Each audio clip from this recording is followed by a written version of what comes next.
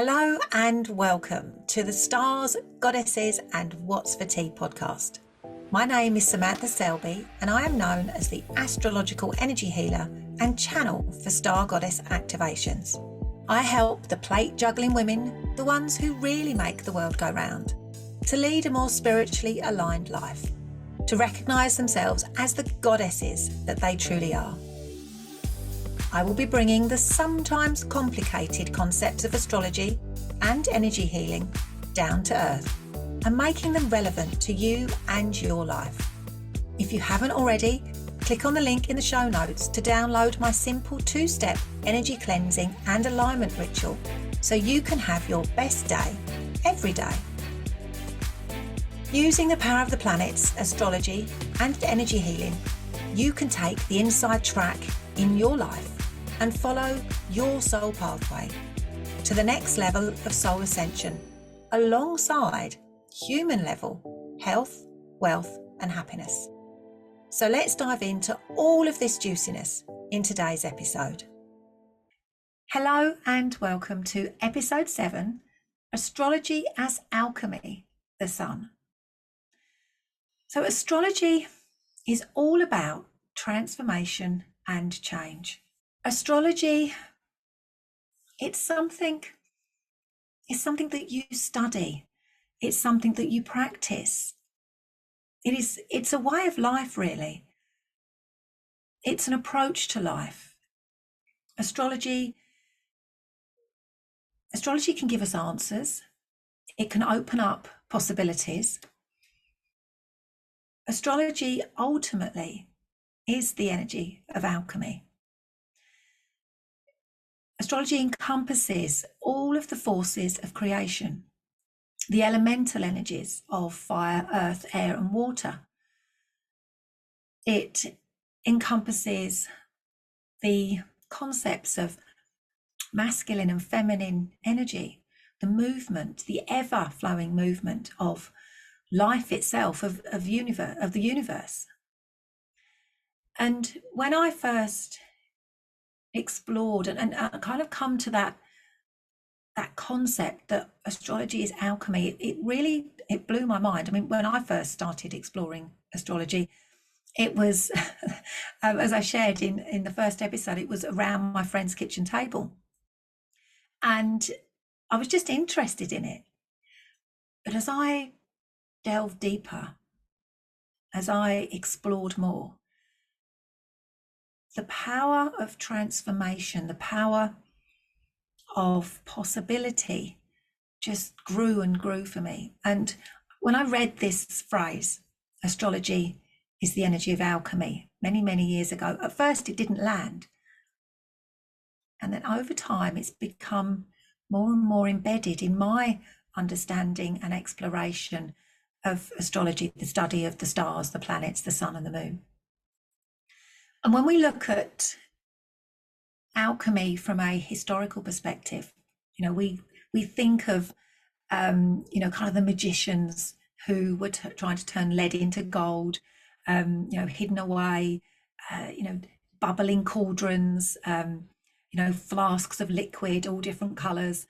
But what they were exploring was the possibility of change. And when we look at ancient texts ancient writings that explored the concept of alchemy, it was described in this way. Alchemy is the means of penetrating the very secrets of nature, life, death, unity, eternity, and infinity. And when I read that phrase, goosebumps all over my body. It was like, wow, yes, that's it. That is it. Nature, life, death, unity, eternity, and infinity. And so this is why I love astrology so much, and I love energy healing, because it encompasses all of this. So inside this episode today, we are going to be exploring the alchemy of the sun, Now, the sun and the moon are your core identity. They are who you are. If you take everything else away, you are your sun and your moon. So we need to know about these energy signatures. We need to recognize them and embrace them if we are ever truly going to be who we're meant to be. So let's dive in to the sun as an energy, as a concept, and how you can intentionally bring your sun energy into your life. So I'd like you to consider the concept that your natal chart and astrology as a whole acts as a magical container, this sacred space where all the dark, fearful, shameful stuff that we kind of hide away from the world, we don't let people see that part, where all of that becomes the raw material, the rocket fuel for your transformational process. It becomes the germination space for the seed that ultimately becomes you. Astrology and the study of your natal chart is the uncovering of you, the uncovering of the version of you that is buried beneath the surface. And this version of you is the brightest, shiniest version of you. And when we study the zodiac, the stars in the heavens, and your natal chart, and energy healing, this means that the pain and the trauma and the troubles of your life become, as I said, the soil from which you emerge transformed. And when you do this, you emerge with a richer perspective of life, a richer perspective of the world around you. And in this process, it's like veils are lifted, veils are parted that expose the deepest truths of who you really are. And that is when we become our true selves.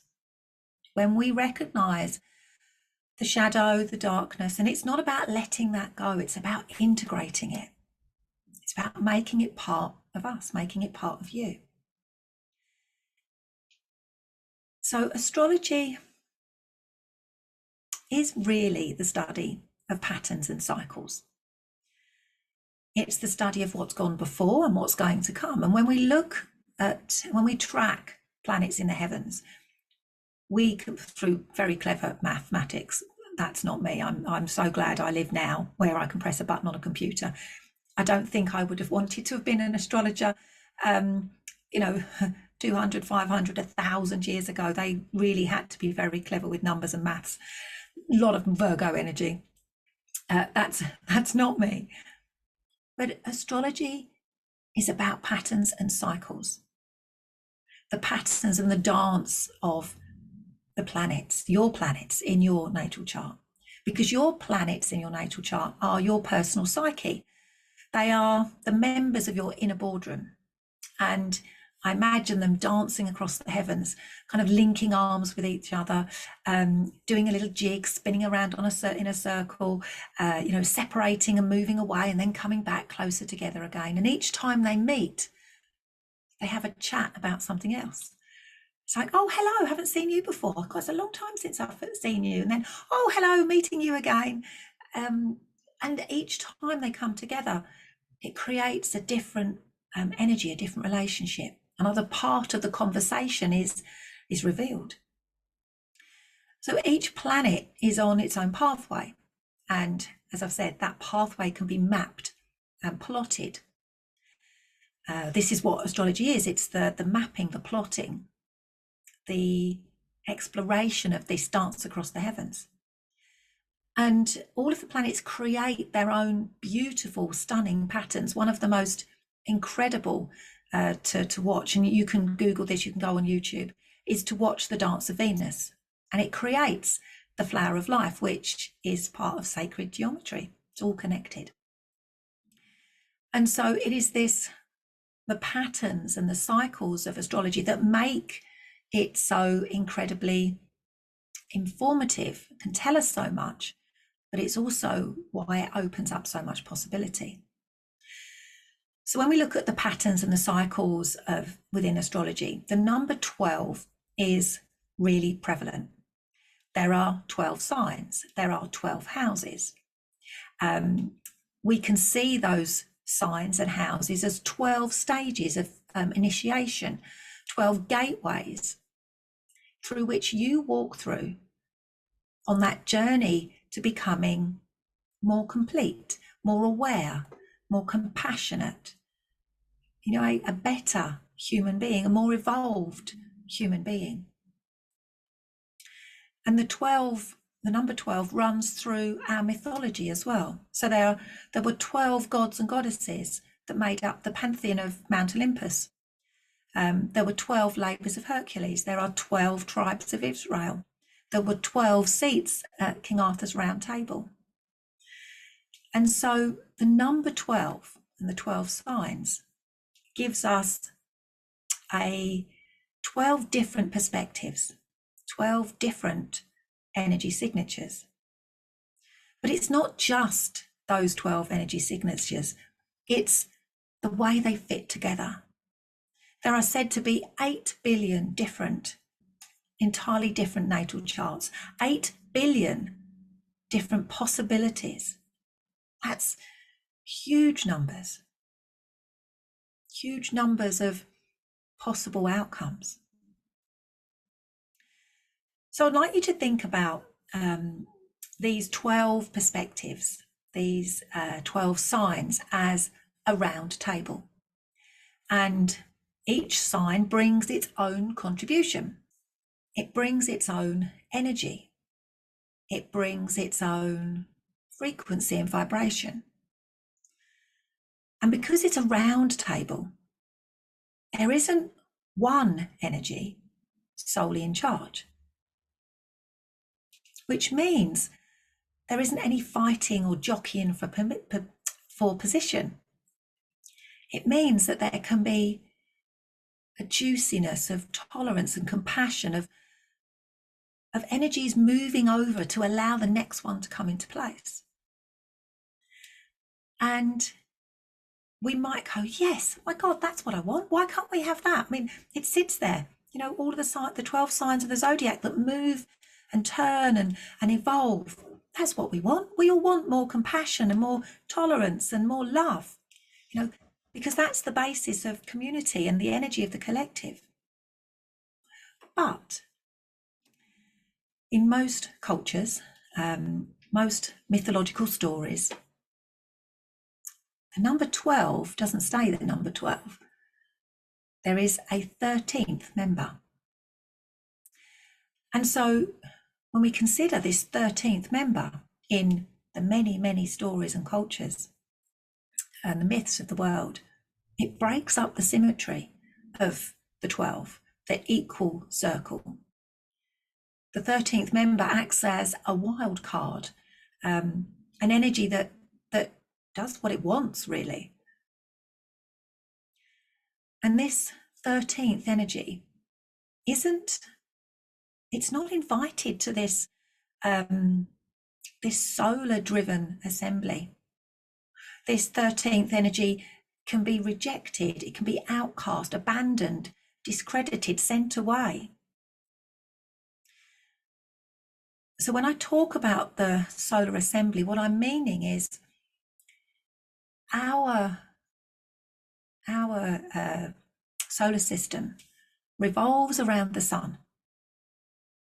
All of the planets in our solar system and all of the signs, the sun moves through all of the 12 signs, and all of our planets revolve around the sun. So the sun is central. It's kind of like the core.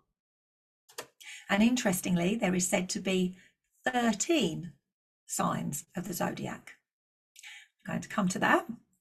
But when we come back to this concept of there being a 13th member, 13th sign of the zodiac, but a 13th energy,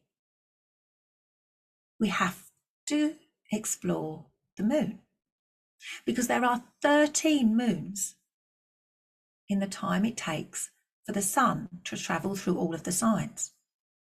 There will be 13 new and full moons in the time it takes for the sun to go through all of the signs of the zodiac. And as all the planets revolve around the sun and the sun moves through all the signs, the moon revolves around the earth.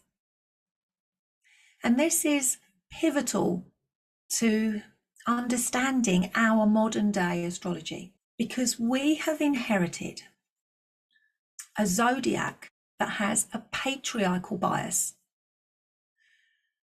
The zodiac as we know it, we might call it modern day astrology, more Western astrology, was created with a basis of the sun being the center of the universe and everything revolving around the sun. The masculine principle was the center of everything. And so, and this is why when when someone asks your zodiac sign, you tell them your sun sign. If you go and look it up in the paper. So when I was a little girl, there was always the part of the newspaper that had the astrology section, and you'd look up your sun sign. You didn't know your moon sign. It wasn't even something that was like, what even is a moon sign? Wasn't even on the radar. And so when we explore astrology now, this isn't the astrology of 1,000 years ago, the astrology of the Egyptians, the astrology of the Aztecs, the astrology of the Greeks. This is the astrology of now. And we have a very different concept of things, because our role and why we are doing this now, our role in history, is to restore the integrity of the feminine principle, to embrace not just our sun sign, but our moon sign too. You are here to experience and project your sun and your moon. You are not just your sun sign. You are here to be your sun, but you are also here to integrate your moon. So this episode today, we are exploring the sun. In the next episode, we're going to explore the moon. Well, there are going to be more than one episodes about the moon, because she is so deliciously, there is so much depth to explore with the moon. But today, we're going to start with the sun. Now, as I've said, we're here to be our sun. We are here to shine the light of our sun. And you will no doubt know what your sun sign is. But why haven't you already been your sun? Why are you not fully being yourself? And we know this. We know that when we're not fully being ourselves, because our lives don't feel quite how we want them to be. Things not exactly how we might want. We might say, I don't really know who I am. I hear that a lot. So your sun energy, the essence of your sun energy, can be too much when we first incarnate into this lifetime, when we first land, when we first land earthside. So your soul chooses this moment to land in this human existence. And your natal chart, snapshot of the position of the charts is taken at that point of your birth. But very often, if you think about it, we're this energy being, glorious energy being, this light being that is which is vast, which had the energy of the wholeness and the connection, the oneness with the universe, is being squeezed into this little human body. And this little human body, this child body, has to contain this energy. And sometimes that sun energy can overflow. It can be too much for that little human body. And this shows up in our lives. So whatever your sun sign is, I suspect at some point in your life, you have been described as too much of something and not enough of something else. And this is when we can first separate from or avoid being our sun energy because of a fear of being too much of something and not enough of something else. And so it's kind of like we pull back, we kind of hide our sun energy, the natural expression of it, the highest vibration of it, because those around us, sometimes it's parents, sometimes it's teachers, sometimes it's brothers and sisters, they describe us as too much of one thing and not enough of the other. So we shrink away from the vibrancy that is within you, that is your central sun. And your moon, obviously, but we'll talk about that next time. So if you have an Aries sun, you may have been described as being too assertive, too passionate, kind of too much. Aries energy says, this is me, ta-da, here I am. But if those around you were uncomfortable with that, then you would have been too much. Aries energy is like, it's like tinder, it's like the spark. Aries energy is ready to be set alight at any moment. But if that passion, that fire is put out in some way, then it turns to anger, to rage, to frustration, because that energy wants to burst out, wants to be sparky, but it can't. It's been described as being too much. What can also happen is you can be told, or it can be said to you, why can't you be something else? And usually this is the opposite sign on the wheel, and in this case of Aries, it is Libra. Why can't you be more thoughtful of others? Why does it always have to be about you? So we're immediately, or we're faced with this energy of you're too much. Why can't you be more like this? And so our sun energy shrinks. We step away from exploring our sun, being our sun energy. So with Taurus energy is all about having what you want. It's it's an earth sign, but it wants things around. It wants to, gets its security from possessions. So with Taurus energy, maybe you've been described as you're always wanting something. You might even have heard the phrase, there's not enough to go around. And this embeds the energy that there is not enough, you're not enough. And this can lead to accumulation. I need to have many things around me. I need to acquire more things. Because, all little children, 2-year-old children, they want what other people have got. They see something, they want it. They want to eat off their mum's plate. They want the toy the other kid has got. But if you're not allowed to express this energy, or you're always asking for things, then as all small children, they feel that it's about them. So I'm not enough. There's a sense of lack. So it might be, why can't you be more aware of how other people feel?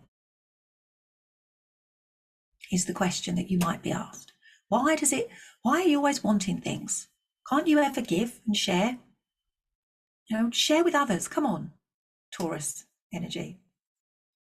Now, as I explore all of the signs, you might go, oh my God, but that's me as well. I recognize that. I've got an Aquarius sun, but that's me too. You've just spoken about Taurus, and that feels like that's me too. So this can be because there are other things happening in your natal chart. So the position of Chiron, the position of your Saturn, position of things that are in different houses. So some of these things will resonate, even though you don't have that particular sun signature, that sun sign. So with Gemini, it might be that you're too curious, too talkative, You can't concentrate. You're all over the place. It's like you're always up in, it's like you're never satisfied. It's always on to something else. So it will shut down your Gemini energy. You get stuck in slow patterns of thought. You forget that you have the power to create your reality, the power of language and the power of thought. And you might be said, why can't you just concentrate on one thing? Why do you have to go on to something else all of the time? Can't you be more, can't you just see one thing to the end? Why can't you connect more with just one thing? So there's the energy. You're too much of something and you're not enough of something else. And so with Cancer, you're too emotional, you're too sensitive, you're overly protective. You hang on to things for far too long. And what a Cancer energy needs is a trusting, nurturing parent. But sometimes what they're told is, why can't you be a bit more stable? Your emotions all over the place. Can't you just be a little bit steadier? You always take things to heart. Why can't you be a bit more stoic? There's the energy. Too much of one thing, not enough of another. And so there's the shutting down of that energy signature. It's hidden away. Leo, you're too shiny, you're too loud, you're too bright, you're too confident. So the Leo energy sinks back, plays small, shuts itself away. And remember, with Leo, the cowardly lion in The Wizard of Oz, afraid of your shadow. So there can be a lacking in confidence, or flipping the other way where you become arrogant in a desperate need to prove that, give me some attention. And with our Leo energy, so I'm Leo sun, why can't you think of others before yourself? Why do you have to be so selfish? It doesn't all have to be about you. You're not right all of the time. Why can't you think of others before yourself? It doesn't have to be all about you. So you shrink back. And you pull away from your sun energy because it's not acceptable to others for all of the different reasons. So Virgo energy is really sensitive to criticism. And so it's, why do you have to think so much about so many things? And why do you have to worry about everything? You worry too much. Virgo energy, which can lead to the poor Virgo energy shrinking back and then not being able to decide about anything. And perhaps it's, why can't you be more impulsive? Why do you have to think about everything? Why can't you just go and do something instead of considering everything? And so the Virgo energy it's not allowed to shine because that energy in its gorgeous, beautiful form is too much, or it's criticized by the people around you. So with Libran energy is accommodating. It wants beauty, it wants harmony. Libran energy thinks about other people. It's always considering what other people are, and that's the beauty of Libra. But if you're accused of doing that too much, why can't you think for yourself? Why do you always have to be worrying about what other people are doing? Think for yourself for a change. Stop asking everybody else's opinion. Your natural energy signature is wrong in some shape or form. So Scorpio, deep, intense Scorpio energy. Why can't you lighten up? That intensity, that, the emotional depths of Scorpio is so powerful. Why do you have to put a mask on all of the time, Scorpio energy? Why can't you ever let anybody in? Why can't you lighten up? So you're not allowed to be your Scorpio self because those around you feels uncomfortable for them. It's their stuff. So Sagittarius energy that expands, that wants adventure, that tells stories, that sometimes is overly honest. So there's the criticism. Why do you have to be off trying to find something else out all the time? Why do you blow things out of all proportion? Why are you such a storyteller? And so the Sagittarian energy shrinks back, and it can settle into kind of righteous anger. And although you want to follow your dreams, you don't believe that you really can. So you struggle to take action. You doubt the path that you're on because that beautiful energy wasn't celebrated. There wasn't space for it, either in your little tiny little human body, or it was shut down and limited by those around you. And then, of course, we have Capricorn, the energy of power and authority. Capricorn energy wants to feel empowered, but it doesn't want to feel that others have power over you. Capricorn energy has the most wicked sense of humour, but you may have been accused of being too serious, working hard. Why can't you be more emotional and warmer? Capricorn energy can be seen as the strong energy. You know, Capricorn energy can be perceived as being the energy that handles everything. So a lot of responsibility can be placed on tiny little Capricorn shoulders. Now, this can mean that you overly take on the responsibility, but it also can mean that you shy away from responsibility. You don't ever reach your goals because the weight was placed on your shoulders. Too much weight was placed on your shoulders when you were teeny tiny.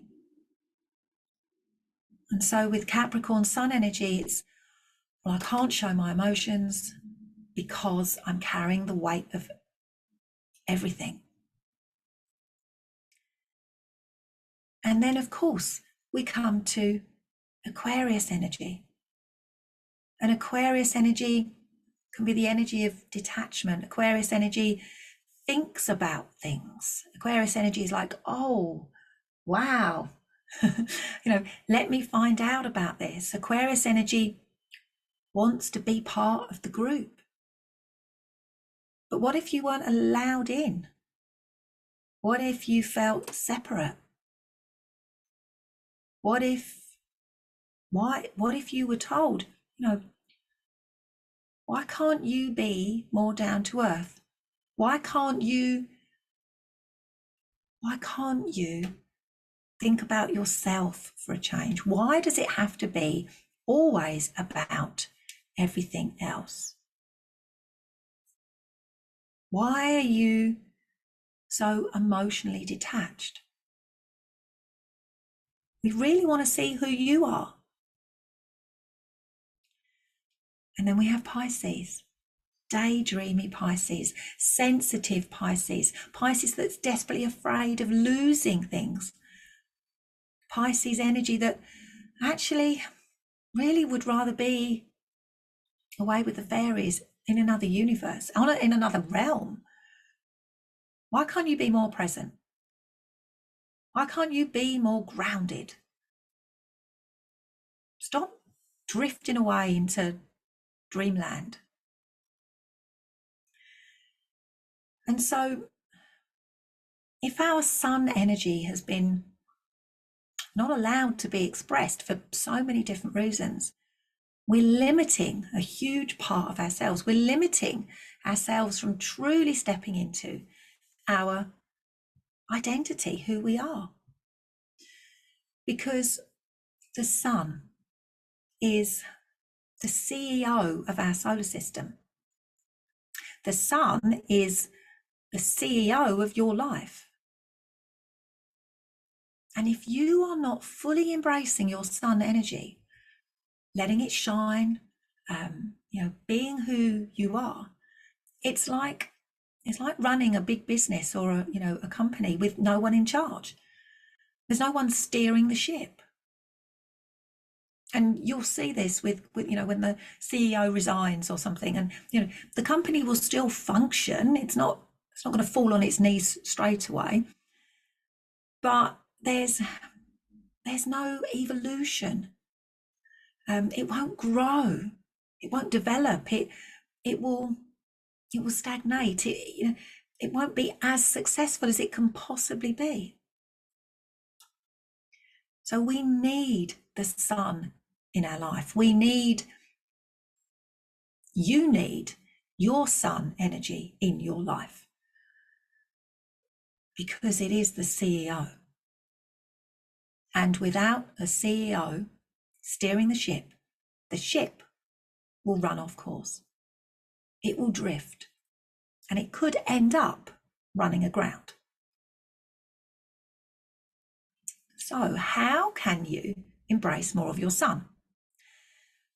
So this is something that when I first started really exploring astrology and thinking about, well, I really want to bring these energies into my life. The first thing I would suggest you to do is to explore your sun energy. So you can go and have a Google, just Google your sun sign, and there'll be a list of kind of words that resonate with that sun energy. So Aries, independent, assertive, Cancer, emotions, loving, kind of kindness, all of those kind of things. There'll be a list of what we would call the aligned and the shadow sides of your sun energy. So read up on it. And what is your sun sign? Find out more about it. And then you can start to intentionally bring those energies into your life. But I think the best way for me, and this is still something I do now, is to follow the sun in the sky. Now, I don't mean go out and stare at the sun, because you are going to hurt your eyes. Don't go and stare at the sun, but be conscious of the movement of the sun. Now, different times of the year, the sun will set and rise in a different place. Now, I only discovered this when I moved to the house we live in now. So we back onto fields. It's just literally fields out the back, lovely. And sun sets in the west, rises in the east. West is over there, east is over there. But actually, and I only discovered this by watching the sun and following the sun, there is it is two fields. So obviously, there's a degree thing, but actually in my life, there's two fields. So in the winter, the sun sets in one field directly at the bottom of my garden. And in the summer, the sun sets in two fields over, because the sun moves. So the rising and the setting of the sun moves along the horizon. So that's just the simplest. It's like, the sun moves. And then to be aware of the height of the sun in the sky. Again, in the winter, it's lower. It doesn't rise so high above our heads. But the most powerful piece for me has been to watch the sun rise and set. Now, we often see the sunset. Oh, the sunset, it's lovely, look at the colours. But to see the dawn is just one of the most magical experiences. Now, I always do this on the summer solstice. I always get up early and see, which is really early. But this is also something that I do regularly throughout, definitely once a month. Sometimes it'll be once a week, where I get up early and I watch the dawn. Because that time just before dawn, there's the potential of the day. And you get the dawn chorus, most magical, it's so loud. And then the sun, you get the light on the horizon, the sun begins to rise. And when the sun's rising and you witness the dawn, be intentional about your sun energy. So say to yourself, I am going to be more. And then state your sun energy. I'm going to be more, whatever it is. I'm going to be more confident. I'm going to be more assertive. I am confident. I am assertive. I am trusting. I am curious. So be intentional about your sun energy and make a commitment to witness the dawn when you can. And when you witness the rising of the sun, imagine that is the rising of your sun energy. Because this will begin that process of unlocking your energy signature. So with all of the energy signatures, so whenever you describe your sun energy, there is the aligned and the shadow side, and think of this like a pendulum, and we can swing through the arc of this energy, and sometimes we can get stuck at one extreme or the other. And so the things that you've experienced, the shutting down of your energy, the limiting of your sun energy, can cause you to swing the other way, so that you then express perhaps the shadow side of your energy trait. So the shadow side of Scorpio energy is jealousy, because your emotions, your deep emotions, are not allowed to come to the surface, and so they sit inside and they ferment and they become jealousy. And so think about this as the pendulum swing, and we can get stuck in one energy extreme because we don't want to be at either ends of the pendulum swing. We want to be able to freely move between all expressions of our sun energy. And so I invite you to consider your sun and intentionally bring it into your life, to be the CEO of your life, to be the captain of your ship. And this is one of the first steps to doing that, to give yourself permission to be your sun, and then watch the magic happen, because that is the true energy of alchemy, watching the magic happen, the energy of transformation, exploration, growth, all of the juiciness. So, of course, we've disappeared off into the sun, we have explored the signs, and now we have to bring it back down to earth. And what's for tea? So tonight we are going out to eat, and this is Rosie fancied a spaghetti bolognese, and I didn't have any in the freezer, and I was like, I'm not going to cook. So she wanted, and when we go out to eat, she kind of likes Indian and she likes spaghetti bolognese, and so we are going out for an Italian. And the reason she loves spaghetti bolognese is because when she was little, that was basically what she lived on. It was kind of her favorite dinner. It was the dinner that I knew she would always eat. And when she was younger, and we used to go to, well, we still go to Kefalonia every year. It is my happy place. We've been 10 years, so every year. Rosie was 1 when we first went. And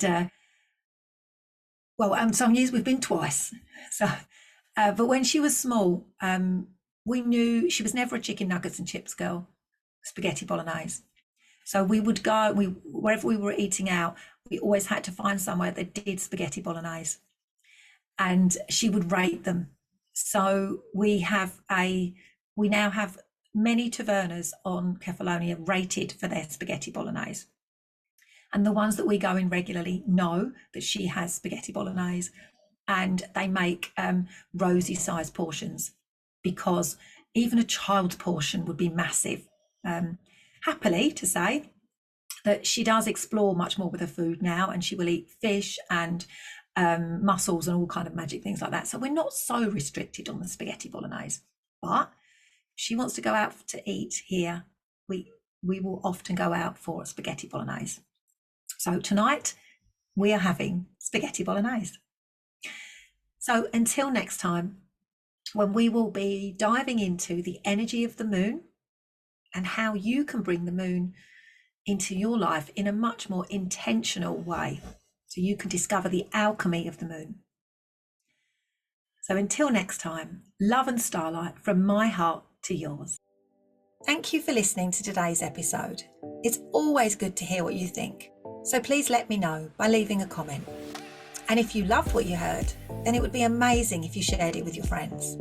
If you would like to explore astrology and energy healing on a deeper level, come and join a community of open-hearted souls inside my Facebook group, Astrological Energy Healing for Life and Business. So until next time, love and starlight. Bye for now.